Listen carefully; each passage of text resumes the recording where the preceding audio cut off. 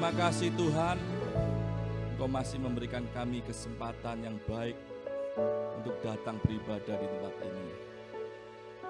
Itu semua karena kemurahan-Mu, itu semua karena kebaikan-Mu dalam hidup kami Tuhan. Maka dari itu Tuhan, kami membuka hati kami, memberi tempat yang istimewa di hati kami. Kami akan mendengarkan firman-Mu Tuhan. Kami akan memberikan yang terbaik untuk Engkau Tuhan. Biarkan firman yang kami akan dengar ini Tuhan dapat kami mengerti dan kami dapat lakukan dalam kehidupan kami. Sehingga iman kami semakin hari semakin berakar di dalam Engkau. Semakin bertumbuh dan berbuah manis buat kehidupan kami Tuhan. Tentu buat kemuliaan dan kebesaran nama-Mu. Di dalam nama Tuhan Yesus. Yang siap katakan, amin. Silakan duduk. Shalom. Kurang keras. Shalom. Ya, puji Tuhan. Sebelumnya saya berterima kasih pada Bapak Gembala yang telah memberikan kesempatan buat saya untuk melayani di ibadah Minggu pagi hari ini. Ayo kita sama-sama belajar saudara-saudara ya. Belajar akan kebenaran firman Tuhan. Kita sama-sama belajar karena firman Tuhan itu pedang bermata dua. Baik buat saudara yang mendengarkan, juga baik buat saya. Sebagai koreksi dari kedua arah saudara. Oke, sesi yang kedua ini saya ingin berbicara tentang ajarlah kami menghitung hari-hari ya. Ajarlah kami menghitung hari-hari. Kita baca di Mazmur 90 ayat 10 sampai 12. Ya. Monggo yang bertugas. Mazmur 90 ayat 10 sampai 12. Masa hidup kami 70 tahun dan jika kami kuat 80 tahun. Dan kebanggaannya adalah kesukaran dan penderitaan, sebab berlalunya buru-buru dan kami melayang lenyap. Siapakah yang mengenal kekuatan murka-Mu dan takut kepada gemas-Mu? Ajarlah kami menghitung hari-hari, kami sedemikian satu, hingga kami beroleh hati yang bijaksana. Amin. Di ayat 10 dikatakan hidup manusia itu 70 tahun. Kalau kuat 80 tahun. Tapi ada juga yang Tuhan kasih khusus, umur panjang sampai 90 tahun, sampai 100 tahun. Karena apa? Karena ada rencana Tuhan yang ingin dilakukan oleh manusia tersebut. Kalau firman Tuhan dikatakan 70-80, bahkan ada yang kurang, ada yang 50, ada yang 40. Itu semua di dalam kedaulatan Tuhan. Tuhan yang punya rencana, Tuhan yang memiliki hidup kita, maka kita bisa punya kehidupan ini, kita bisa menjalani waktu ini, tapi kita tidak memiliki waktu itu, saudara. Kita hari ini bisa hidup, kita bisa ada, bisa ke gereja, itu karena ada waktu yang Tuhan berikan buat kita. Ya, ada waktu yang Tuhan berikan. Tapi waktu itu tidak milik kita. Waktu itu adalah milik Tuhan. Umur manusia itu sangat singkat saudara ya. Anda usia berapa? Coba dipikir. Kalau 70 tahun tinggal berapa? Kalau menurut firman. Ya. Sangat-sangat singkat. Kalau dibandingkan dengan kelak nanti kita di kehidupan yang baru. Ya, kekekalan. Nilainya umurnya jauh lebih panjang. Manusia hanya sebentar. Hidup manusia sangat sebentar. Banyak teman-teman kita, saudara-saudara kita yang masih muda dipanggil oleh Tuhan. Ya. Banyak sekali, saudara. Maka dari itu kita harus benar-benar mengerti bahwa waktu yang kita punya ini bukan kita punya, melainkan milik Tuhan. Saya ada satu saudara ya. Jam 7 malam itu dia bercakap-cakap dengan keluarganya, biasa, tidak sakit. Setelah itu dia tidur malam, besok paginya dia tidak bangun. Setelah itu dibawa ke rumah sakit, koma 40 hari, setelah itu dia meninggal dunia. Hidup manusia itu seperti itu, ya, begitu mudah, ya. Ada juga saudara saya yang main bulu tangkis. Pada waktu main dia enggak apa-apa. Pada waktu dia istirahat, duduk, terus dia muntah-muntah, terus dipanggil Tuhan. Begitu fana manusia ini, saudara. Begitu mudah, ya. Begitu singkat usia manusia ini. Dikatakan bahwa di dalam Yakobus 4 ayat 14 dikatakan, Yakobus 4 ayat 14, sedang kamu tidak tahu apa yang akan terjadi besok. Apakah arti hidupmu? Hidupmu itu sama seperti uap yang sebentar saja kelihatan lalu lenyap. haleluya. Sedang kamu tidak tahu apa yang terjadi besok. Ya. Andai kata, ya, hari ini ibadah yang terakhir saudara. Kira-kira saudara ibadah itu dengan segenap hati pun enggak? Total pasti.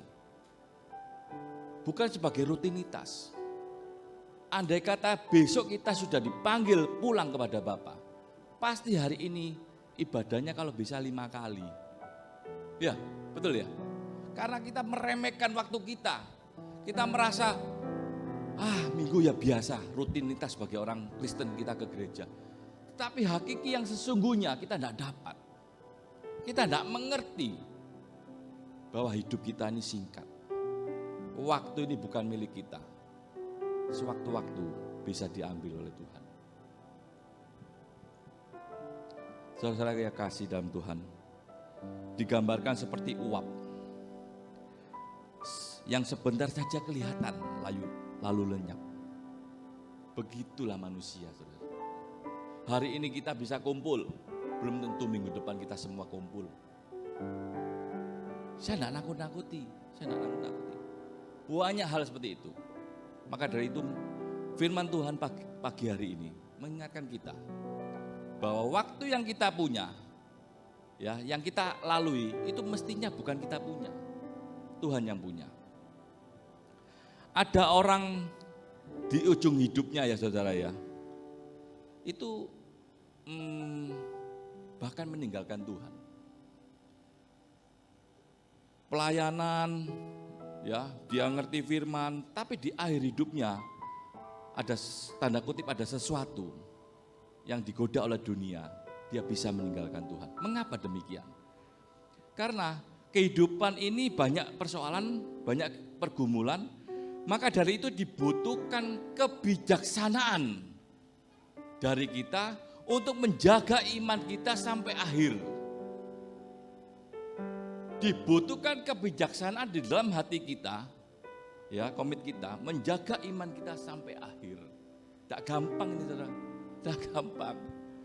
Ya, ada satu kebijaksanaan dalam menghadapi pergumulan, dalam menghadapi persoalan. Kita harus bijaksana menjaga iman kita. Ada sesuatu yang harus kita perjuangkan sampai akhir, yaitu iman kita. Banyak saudara-saudara kita yang kelihatannya membara-bara, tiba-tiba di ujung-ujungnya dia meninggalkan Tuhan. Begitu naas, saudara, begitu naas. Keselamatan ditukar dengan hal yang tidak terlalu penting, ya, tidak hal yang duniawi. Di ayat 12 dikatakan, permohonan ajarlah kami, ya, ajarlah kami, ada kata-kata ajarlah kami. Itu ada dua sisi baru, saudara. Ya, kita perdalam, kita bahas di ayat 12 ini, saudara, ya, lebih dalam, ya. Saudaraku, kalau kita menempatkan Tuhan sebagai guru, ya, ajarlah kami. Ajarlah kami, berarti kita menempatkan Tuhan sebagai guru buat kita, ya, sebagai guru. Guru tugasnya apa, saudara? Mengajar kita, mendidik kita, menasihati kita, setuju ya? Jadi guru ini berperan penting untuk kehidupan kita, ya. Salah satu yang Tuhan ajarkan buat kita adalah melalui peristiwa-peristiwa yang sudah lewati. Karena peristiwa yang sudah kita lewati ini tidak bisa dikurangi, tidak bisa ditambah. Ya. Karena kita harus belajar dari pengalaman-pengalaman yang telah kita lalui. Ya. Baik itu yang baik maupun yang kurang baik. Karena apa, Saudara? Karena pengalaman adalah guru yang terbaik. Jadi dari pengalaman itu yang kita sudah lalui, kita mendapatkan bekal untuk hidup di saat ini maupun hidup yang akan datang. Ya, paham? Jadi gini, kalau kita di hidup yang lalu itu misalkan ditipu orang, dibohongi orang. Sekarang ini kita lebih hati-hati, biar tidak dibohongi, biar tidak ditipu, kan gitu ya. Jadi pengalaman yang lalu membuat masa sekarang dan masa depan kita lebih hati-hati. Ya. Kalau kita menganggap Tuhan sebagai guru, berarti diri kita di posisi sebagai murid. Ya. Murid itu harus mau diajar. Ya, harus mau taat, nurut, ya, dan patuh kepada gurunya. Betul ya? Dulu saya sekolah gitu, tapi enggak tahu kalau saudara. Kalau nurut teman enggak dulu sama guru. Jangan terlalu tegang, santai aja ya.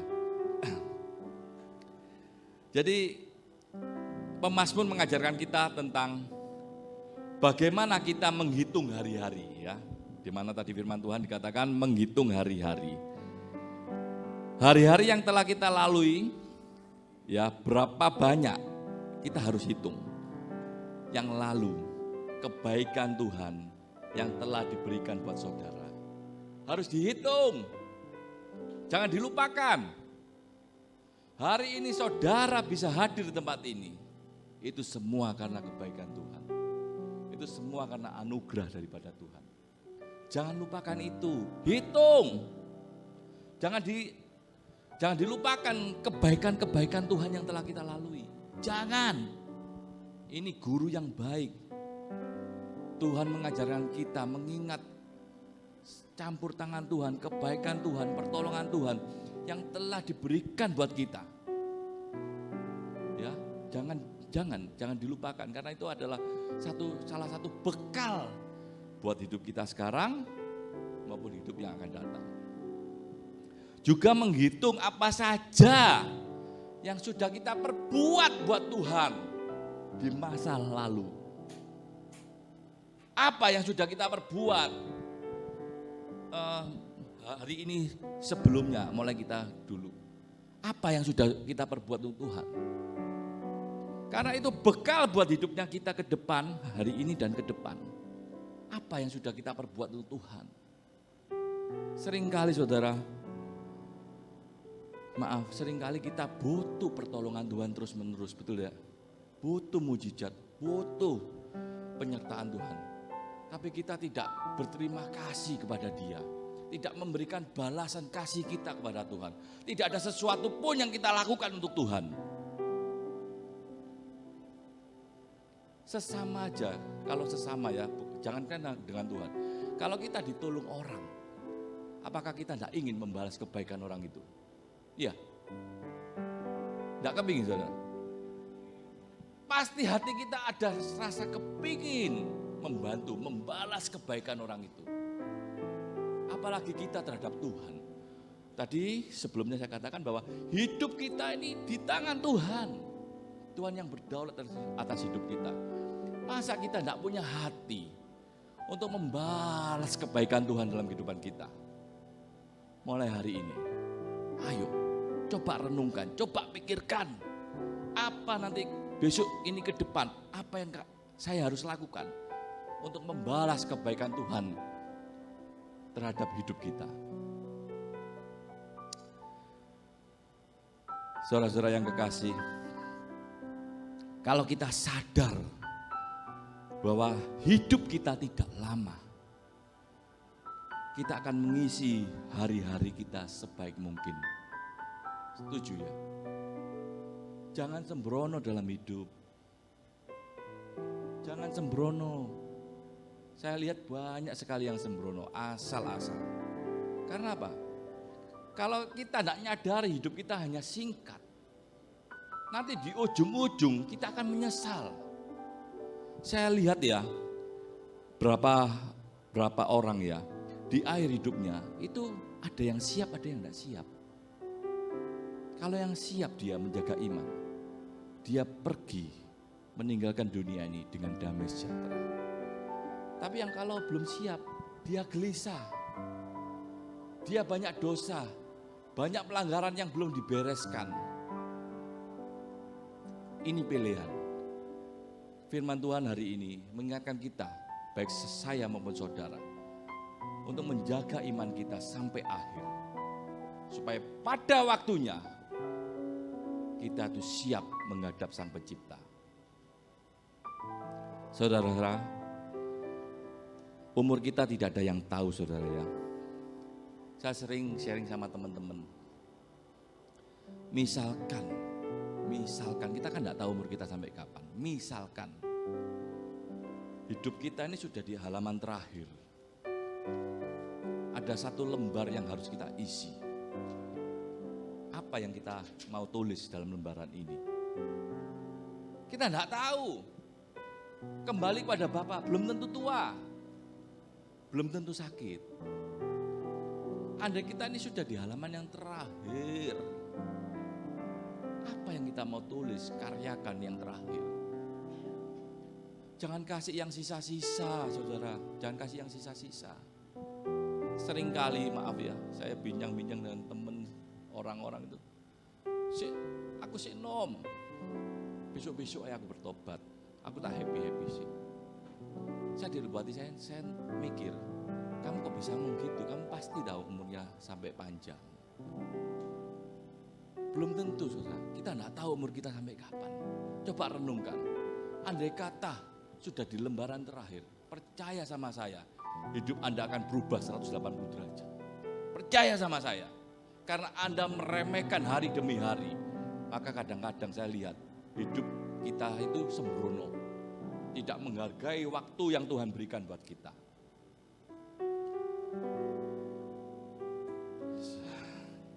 Ini suatu nasihat ya buat kita semua ya. Hidup ini adalah perjuangan. Iman harus diperjuangkan ya, harus diperjuangkan. Karena kita hidup ini tidak lepas dari problem dan masalah. Jadi di saat kita menghadapi problem masalah, iman kita ini harus kita perjuangkan sampai akhir. Jangan sampai skala ya dalam hidup ini.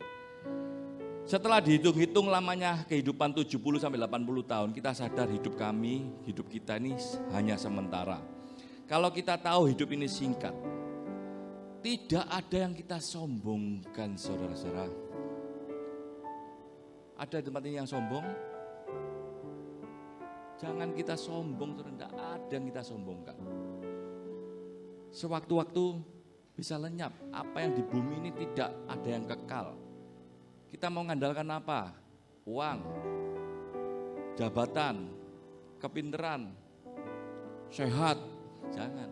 Saya punya temen ya dulu ya, dia atlet. Dia tidak pernah flu aja, tidak pernah sakit flu. Ya. Suatu ketika dia ganti lampu naik tangga, jatuh, kakinya patah, sampai sekarang dia pakai tongkat, patah. Begitu fatahnya manusia itu, padahal dia bilang sama saya flu aja tidak tahu merasakan, dia memang fisiknya oke. Itulah manusia. Apa yang kita sombongkan? Apa yang kita sombongkan, saudara? Kita ini seperti uap tadi dikatakan. Ada orang yang rajin fitness, ya biar bugar, ototnya biar kuat, ya toh. Percaya sama saya, tidak mungkin bugar terus. Walaupun fitness sak piro, tidak mungkin bugar terus. Karena apa? Ada waktunya. Usia bertambah otomatis otot ya berkurang. Tidak mungkin. Ada juga khususnya wanita yang wajahnya ditarik ya, perawatan ditarik ya biar awet muda ya. Ya ditarik kanan kiri atas bawah ya toh. Tujuannya untuk awet muda, cantik. Ya. Tapi tidak mungkin cantik terus. Percaya sama saya. Tidak mungkin. Apapun yang saudara lakukan tidak mungkin bisa abadi. Karena Karena apa? Kita akan mengalami fase-fase tua, semakin hari semakin lemah dalam segala hal. Di dunia ini tidak ada yang abadi, kita semua kelak akan meninggalkan dunia ini. Seperti saya ingat ya Bapak Gembala waktu di persemayaman berkata bahwa hari ini kita mengelilingi peti jenazah di tempat ini. Suatu ketika kita akan dikelilingi oleh jemaat di tempat ini. Saya pikir luar biasa, memang betul. Kita enggak tahu kita sampai kapan hidup di dalam dunia ini. Banyak contoh ya saudara ya. Ada kisah orang yang lagi lamaran kena tsunami, waktu itu satu keluarga besarnya habis semua. Ada juga yang lagi pesta kayak ulang tahun, kena gempa di Jogja waktu itu, meninggal semua. Jadi hidup kita ini begitu fana. Kita pulang di tempat ini bukan nakut-nakuti ya. Pulang di tempat ini belum tentu kita tahu loh, kita terjadi apa. Hanya Tuhan yang tahu. Maka dari itu saudara, kalau kita mengerti, besok saja tadi firman Tuhan dikatakan, kita tidak tahu apa yang terjadi. Maka dari itu kita akan berhati-hati, sangat berhati-hati dalam hidup ini. Ya, kita akan terus menjaga hidup kita. Jangan sampai saudara-saudara merasa kuat, merasa hebat. Ya, jangan sampai, karena itu tidak berkenan pada Tuhan. Ya, kita harus tetap rendah hati terhadap Tuhan maupun terhadap sesama. Biarkan kehidupan kita menjadi berkat buat kita semua. Yang selanjutnya dikatakan kualitas kehidupan. Setelah dihitung-hitung, nah ini kan kita main hitung-hitungan tadi ya, menghitung hari ya. Setelah menghitung-hitung, tidak ada manusia yang sempurna di hadapan Tuhan. Tidak ada. Walaupun siapapun lah, sesenior apapun, tidak ada yang sempurna di hadapan Tuhan. Kita baca di Mazmur 14 ayat 2 sampai 3. Mazmur 14 ayat 2 sampai 3. Tuhan memandang ke bawah dari sorga kepada anak-anak manusia untuk melihat apakah ada yang berakal budi dan yang mencari Allah. Mereka semua telah menyeleweng, semuanya telah bejat. Tidak ada yang berbuat baik, seorang pun tidak. Ya. Tidak ada, apakah ada yang berakal budi dan mencari Allah? Ini teguran buat kita. Apakah ada yang berakal budi dan mencari Allah? Loh kok nemen ini? Kita di sini semua kan mencari Allah toh. Mengapa ada kata-kata mencari Allah? Berarti ada yang di tempat ini orangnya ada, hatinya dari sini. Ada yang duduk manis mendengarkan firman Tuhan, ada yang menolak di hatinya. Ada, itu pilihan kita. Kita mau menerima firman Tuhan masuk dalam hati yang paling dalam, boleh. Ditolak juga boleh, itu pilihan. Ya. Tapi percaya saudara, jika kita mendengarkan dan memelihara firman yang sungguh-sungguh dalam hati kita, maka semua yang difirmankan ini akan tergenapi buat kehidupan saudara dan saya. Tidak ada yang benar di hadapan Tuhan. Mereka semua telah menyeleweng. Semuanya telah bejat. Tidak ada yang berbuat baik, saudara. Seorang pun tidak. Saya tertempat dengan ayat ini. Jadi mari kita koreksi diri ya. Saya tidak boleh menghakimi. Kok ini ada firman seperti ini? Mereka semua telah menyeleweng. Bejat, tidak ada yang berbuat baik. Berarti ada yang berbuat baik tapi palsu. Ada satu motivasi. Ya. Tidak ada yang berbuat baik. Saya rasa ya banyak yang berbuat baik ya. Banyak tuh yang berbuat baik, tapi Tuhan yang tahu mana yang ori, mana yang KW, ya. Jadi siang hari ini kita belajar sama-sama, ya, belajar sama-sama. Biarkan kita berbuat baik dengan segenap hati, dengan setulus hati, ya. Manusia itu lemah, tidak bisa tetap kuat. Ada sing hamba Tuhan, wah dipuja-puja, ya. Wih, ini hebat, waduh gitu ya. Tapi ingat, dia tidak akan tetap kuat. Saya sering dengar dari kanan kiri, ya, si A, si B, si C, hamba-hambanya itu jatuh bangun dalam dosa. Seringkali juga masih banyak pelanggaran-pelanggaran yang dilakukan. Itulah manusia, apalagi kita. Kita ini lemah, kita ini rapuh, saudara.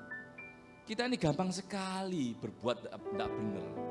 Maka dari itu kita butuh Tuhan. Kita butuh penyertaan Tuhan. Supaya kehidupan kita tidak jatuh terus. Melainkan ada satu kebangkitan iman kita. Sehingga iman kita bisa dipelihara sampai akhir. Ya. Itu dari sisi manusia, saudara ya. Ada banyak hal di sisi manusia. Namun ada kabar baik, ada satu sisi Tuhan yang luar biasa buat kita.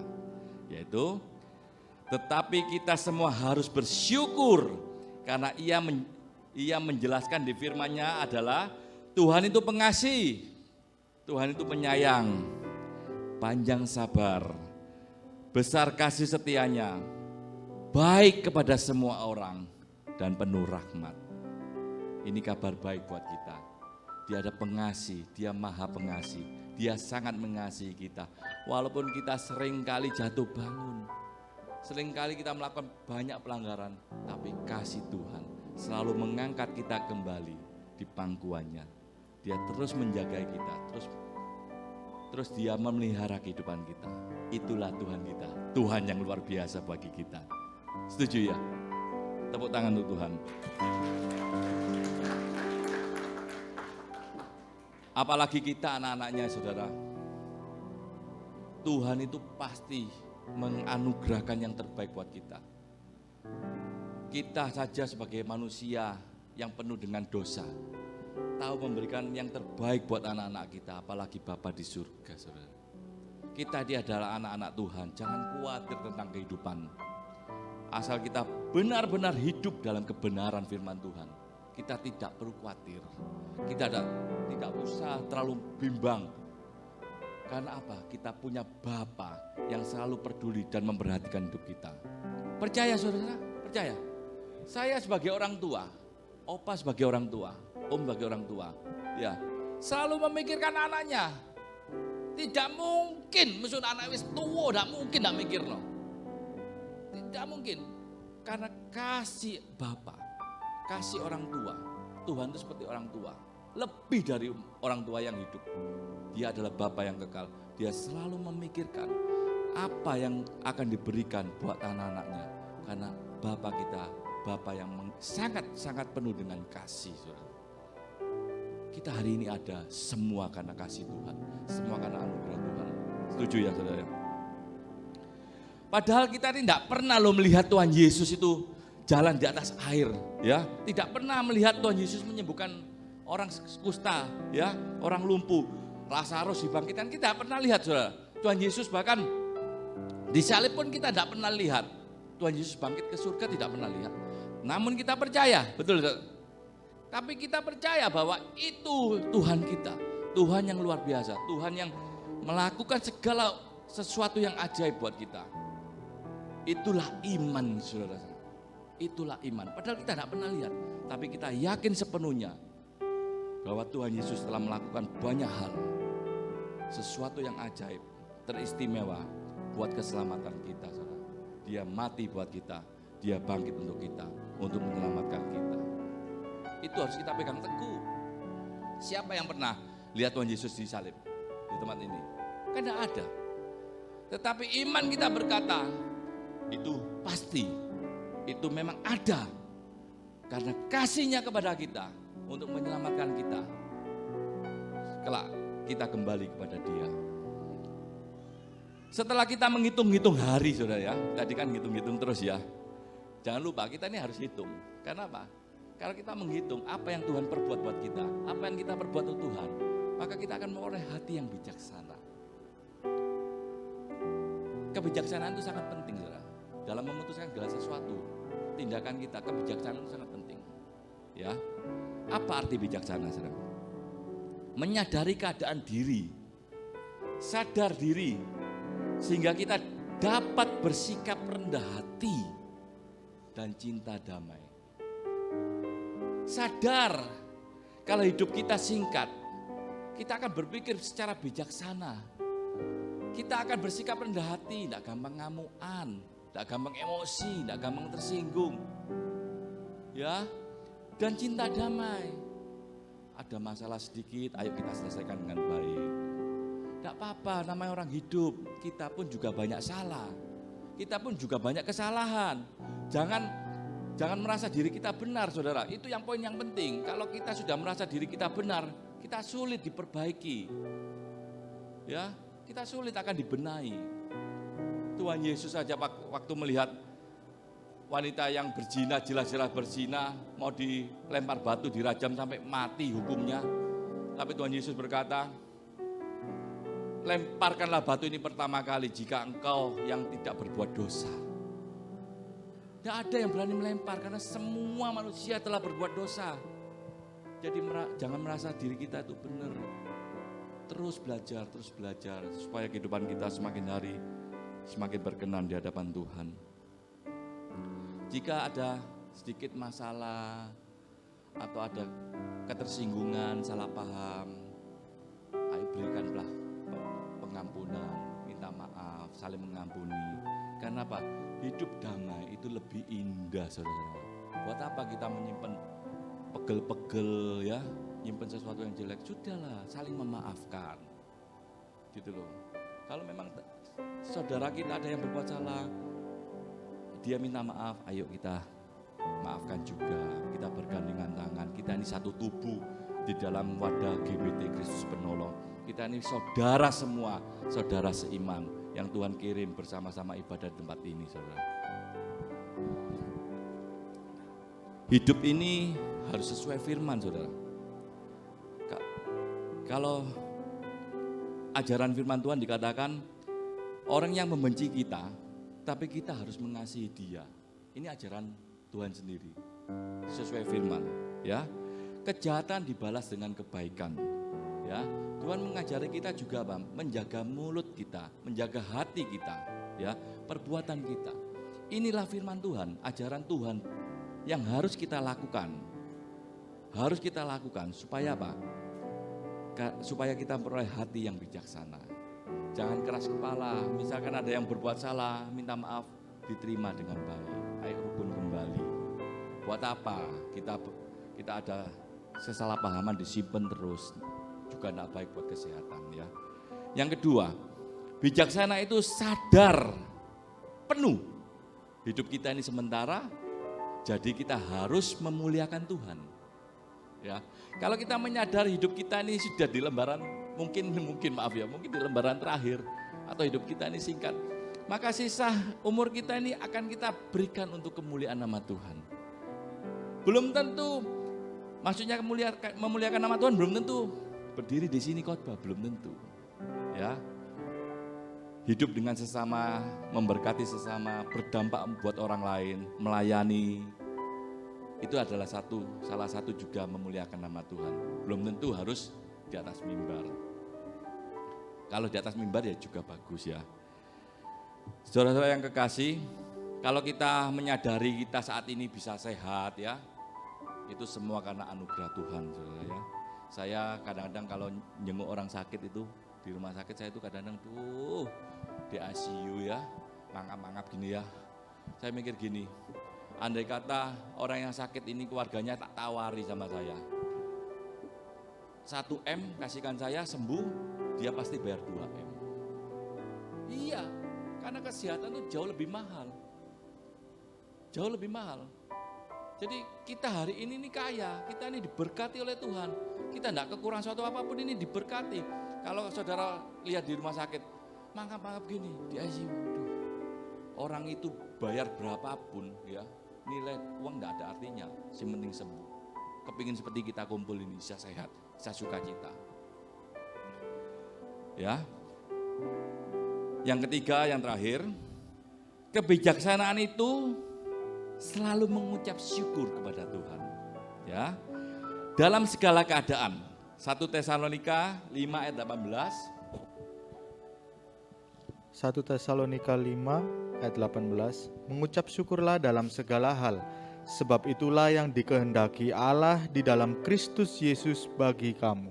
Amin. Mengucap syukurlah dalam segala hal, itulah yang dikehendaki Allah. Loh, kalau kita posisi baik, diberkati, mengucap syukur tuh gampang ya. Ya, gampang diberkati, sehat, kerjaan lancar, dompet kandel, gampang. Bagaimana kalau kita menghadapi masalah yang berat? Bisa tak kita mengucap syukur? Tapi firman Tuhan yang kita baca ini, mengucap syukurlah dalam segala hal. Dan itulah yang Tuhan kehendaki, saudara. Loh, Tuhan kehendaki. Kalau kehendak Tuhan kita lakukan, wah, jangankan berkat, jangan mujizat, Tuhan akan campur tangan sedemikian rupa. Apa yang tidak kita pernah pikirkan, tidak pernah kita dengar, tidak pernah kita lihat, Tuhan pasti sediakan buat kita. Percaya saudara, percaya, karena ini perintah. Mengucap syukurlah dalam segala hal. Sulit loh ini saudara. Saya renung-renungkan ini sulit aslinya. Tapi kita belajar sama-sama, kita lakukan, kita praktekkan setelah kita pulang dari ibadah ini dalam kehidupan kita masing-masing. Penting sekali mengucap syukur dalam segala hal, karena dalam mengucap syukur adalah kunci kebahagiaan kita semua. Karena di balik ucapan syukur, Tuhan disenangkan. Maka mujizat, pertolongan senantiasa Tuhan curahkan, Tuhan berikan buat kehidupan kita. Setuju ya saudara ya?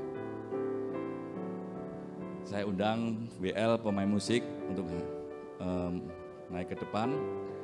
Apapun yang Tuhan beri, ingat saudara ya, apapun yang Tuhan beri ya, pasangan hidup ya, orang tua, anak, menantu, pekerjaan, kita berjemaat di GPT pun itu seizin Tuhan.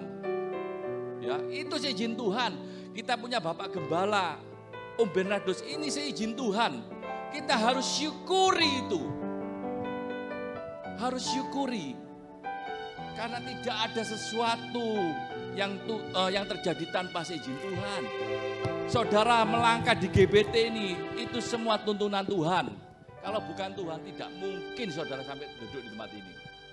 Jadi saudara harus menyadari, kalau kita berjalan selaras dengan kehendak Tuhan, maka janji-janji Tuhan akan tergenapi buat kehidupan saudara. Bukan keinginan kita sendiri. Kita di GBT, itu juga izin Tuhan. Kita melayani di GBT, itu juga izin Tuhan. Apapun yang kita alami dalam kehidupan ini, semua dalam penyertaan Tuhan, dalam naungan Tuhan. Tuhan memiliki rencana, memiliki maksud yang indah dalam kehidupan kita. Karena percaya saudara, rancangan Tuhan, rancangan yang terbaik buat kita. Rancangan Tuhan itu jauh dari rencana kita. Dan Dia tahu yang terbaik, teristimewa, terindah dalam kehidupan kita. Percaya saudara, pegang firman Tuhan pagi hari ini, praktekkan dalam kehidupan kita. Ucapan syukur terus dalam kehidupan kita. Apapun yang terjadi dalam kehidupan kita, ucapan syukur dari hatimu. Tuhan, terima kasih. Walaupun sesuatu masalah yang besar yang Tuhan izinkan, ucapkan terima kasih. Karena apa? Karena Tuhan tidak tahan, saudara. Tuhan tidak tahan melihat masalah yang besar, tapi kita mengucap syukur. Tuhan akan menolong kita. Itu saja yang bisa saya sampaikan supaya menjadi berkat buat kita semua.